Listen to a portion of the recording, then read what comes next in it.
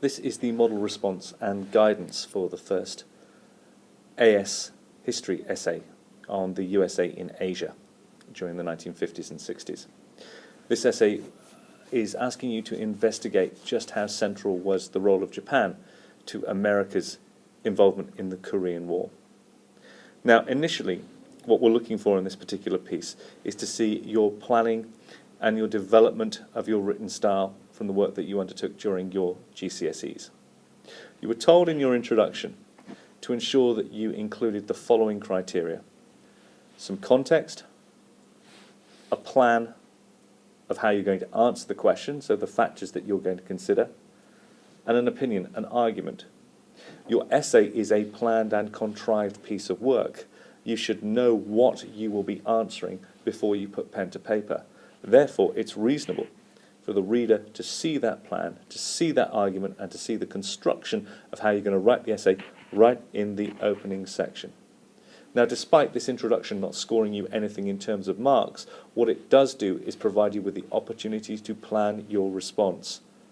Fail to plan, plan to fail. History is a discipline, and this should be a contrived, a planned piece of work. So the USA's intervention in the Korean War between 50 and 53, context, was principally driven by ideological considerations. So we have the minimum of context, and we have our argument. The argument here is that ideology was more important than defending Japan. Formed the basis of the Cold War between the USA and the Soviet Union, more context. However, other factors, such as the Truman Doctrine, personality, economics, and domestic opinion, are all relevant. So the other factors that will be considered are listed there, but inevitably linked either in the short term. So there's another way in which this essay is going to be approached, and that's defined as from the outbreaks of hostilities in Korea, or the long term, from the start of the Cold War back to the issue of ideology. We have context, we have an argument, and we have a plan. Secondly, once the introduction is written, we're looking at the written style and the construct of each of the individual paragraphs. How important was Japan in America's involvement in the Korean War? Now that should be the focus of every single paragraph. Each paragraph, even if you weren't looking at the title, you should be able to figure out what the title was by reading the analysis in that paragraph. So remember, the title is "The USA only got involved in the Korean War to protect its interests in Japan." So when we look at each paragraph in turn now, let's be looking for the point, the evidence, and the analysis. Now, it should ideally be roughly in that order. The more confident writers will be mixing that up. There should also be considerably more analysis than the more basic approach that you develop through Key Stage 3 and Key Stage 4. We are not in the business of telling stories, but of answering that question. The USA only got involved in the Korean War to protect its interests in Japan. So, in the long term, following the end of World War II, the alliance that defeated the Nazis quickly divided along ideological lines. So, our point is clearly going to be ideology here, which is what the introduction said the main argument of this essay is going to be. From this point onwards, US foreign policy was driven by the perception that communism was both a threat to the USA and her allies, as well as being by nature inherently aggressive. So here's our evidence about ideology. This perception existed at all levels of US society and moulded the US's response to international events. When North Korea invaded the pro-US South in 1950, it was immediately identified as an example of communist aggression, as well as another orchestrated plot by the USSR to test both the resolve of the United States and that of its leader. This was identical to the USA's response to all previous provocations by the Soviets, most notably during Berlin in 1948. So we've got a mixture here of evidence and analysis, all linking back to ideology, which is being dealt with in the first paragraph because ideology was identified as what the answer to this question was. No, it was not Japan that drove US involvement, it was ideology. Ideology made the USA intervene in Korea despite it running contrary to many of the statements made prior to the invasion of Korea that stated that it was peripheral. This response, in American eyes, was a natural reaction to the Truman Doctrine, where following an ideological stance, again that focus, to defend democracy, the USA pledged itself to defend free peoples wherever they were under threat. Having made that pledge, President Truman had no choice but to commit US forces to the containment of communism. To have failed to do so would have shown the world that US power was only focused on Western Europe, following the 1949 establishment of NATO and earlier financial commitments through the Marshall Plan. It would have also clearly defined the USA as a superpower of limited resources. Most significantly, however, in the short term, it would have weakened him in both the eyes of Stalin and his own electorate. So we have the point of ideology, the evidence and the analysis of ideology, what the ideological reasons were, why it led to the United States invading and supporting South Korea. And at the end, most significantly, however, in the short term, again, short term identified here, short term identified as a feature in the introduction. There's a link here at the end. The personality of Stalin, personality, and his own electorate, domestic opinion. We have an analytical paragraph focused on the question, which fits into the planned introduction identified at the beginning, which is then linking to US public opinion, domestic opinion, which is also identified in the introduction. As we go through the second paragraph, again, the question: the US only got involved in the Korean War to protect its interest in Japan. The introduction said, no, that is not correct. Japan was an important factor, but ideology was the most important. Is this borne out in this particular response? Ideology was the focus of the first one, and now the impact of ideology on domestic opinion. US public opinion had already been shaken by the events of 1949. Context. The loss of China to communism. Context. And the seismic shock of the USSR detonating its own bomb. More context.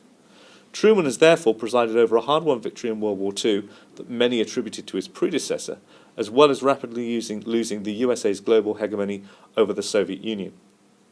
Public opinion demanded a rapid and strong response, which in many ways was facilitated by the USSR's absence from the United Nations Security Council in protest over Mao's non-recognition. If you recall, the UN refused to acknowledge that Mao represented China, so the seat on the Security Council was held by the nationalists under Chiang Kai-shek in Taiwan. This was all stemming from the ideological war, linked back to the first paragraph, that the US was fighting against anti-communism and the backing that the US gave to fight this. Truman had to fight for the ideology his prospective voters wanted him to prosecute, as well as ensuring his previously established promises were upheld. This is the Truman Doctrine. Ensuring his credibility as the leader of a great power. He is doing this. He is responding to Korea because that is what the American people want him to do. It wasn't the initial plan. Korea was peripheral. But no one anticipated the Korean War. When it happened, pragmatically, Truman steps up to fight in Korea. It is not Japan driving this. It is clear from US speeches and documentation that Korea was never planned to be the location in Asia for this stand against communism. But Kim Il-sung chose the fight for him, and both ideology and political necessity forced his hand. This, therefore, was a long-term consequence of the Cold War ideological battle, leading to short-term decisions to fight in Korea. The ideology is as old as the Cold War. The location where the battle would be fought was a short-term decision that was initiated by Kim, not by Truman.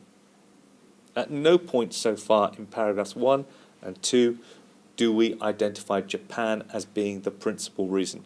It's ideology primarily, secondary, it's US public opinion, but US public opinion is driven by ideology, and that is the link between the two paragraphs.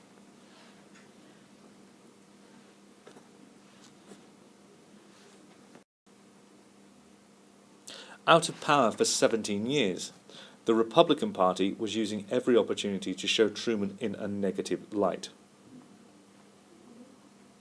An ideological frenzy had been seized upon by the Republican Senator Joe McCarthy, so ideology again, and the US rapidly found itself in the midst of a Red Scare, with Truman always seemingly reacting to events rather than taking control. So we've discussed ideology in paragraph 1, domestic opinion in paragraph 2, and the Republican Party in paragraph 3. Ideology is the principal argument of this essay, not Japan.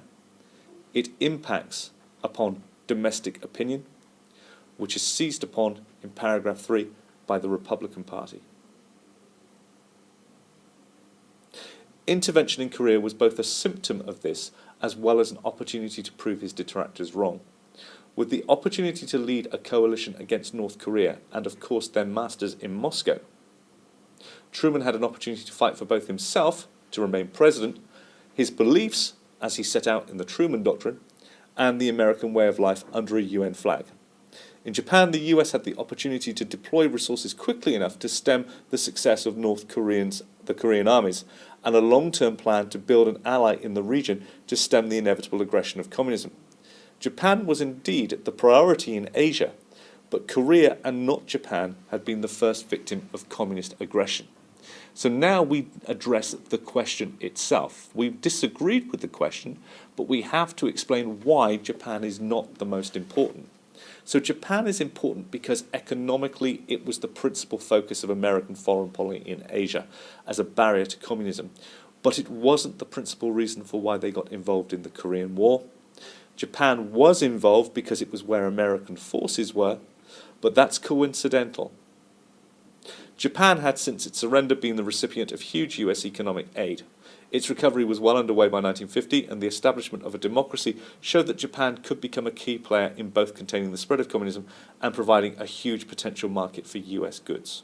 So Japan is important, but it's been relegated to paragraph 4 because the author doesn't rate Japan as the priority for why America got involved. Clearly there is a long-term ideological plan here. Tick. Yes, there is. The fall of China increased the importance of Japan, but also of Korea, the dagger pointed at the heart of Japan.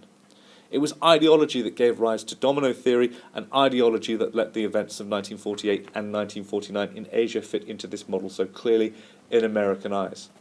I am sure, for economic reasons alone, the US would have fought for Japan, but the reality is that other short-term factors were more important.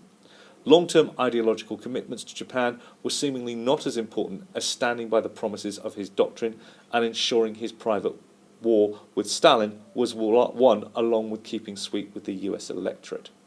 So Japan is important. Paragraph 4 explores the importance of Japan and says even as much as America being prepared to fight for Japan. But it didn't. It was fighting for Korea because ideology made Korea more important. In conclusion, therefore, what we are looking for here is to reiterate what was said in the introduction and how that leads on from the main part of the essay. In conclusion, Japan was one piece, and an important piece, in a long-term ideological struggle against communism. It was not, however, the only piece in explaining the US's response to the invasion of South Korea. The great ongoing global ideological struggle was more important, as well as the short-term need to mobilize his own people to be with him, suppress domestic criticism, and lead the world in a fight against communism when simply no one else could.